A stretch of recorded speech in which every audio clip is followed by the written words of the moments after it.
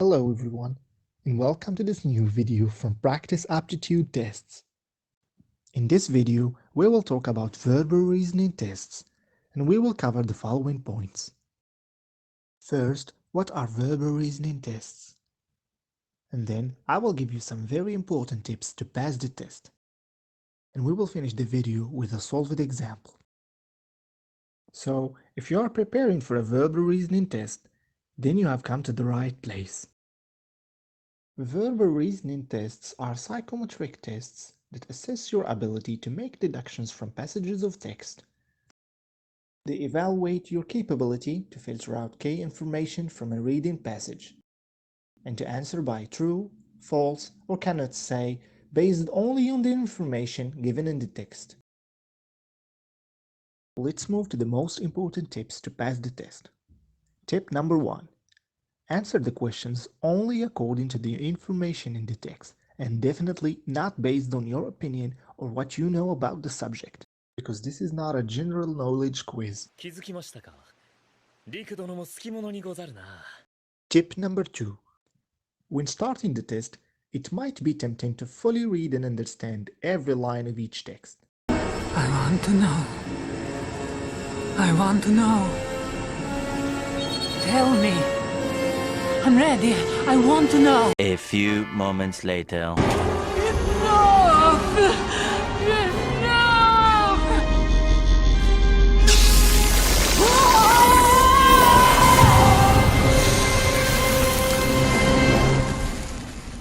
Yes, you guessed it right. Reading the whole text in details is going to cause you a burnout, especially since the texts are so dense in information and the test is timed. So your winning strategy is to identify keywords related to the question and scan the text to locate them, and then, bingo, you got your answer. Oh my god! Tip number 3. Manage your time. Most if not all verbal reasoning tests are timed. So you should monitor your time according to the content of the exam. If you are spending too much time on a question, try and answer and flag the question, so you can come back to it later if the time allows. You should also stay focused so you won't spend time rereading the questions or the passages many times. Now we will work on a test example, and for that we will go to practiceaptitudetests.com and we will choose verbal reasoning tests section. I will choose a not timed example just to be able to explain to you in the same time as we answer the question. I will have one look at the text to see it has 2 paragraphs. And rather than start by reading the whole text, I will first read the question and identify keywords. The question says, being obliged to break confidentiality in a therapeutic relationship is always a direct result of the law.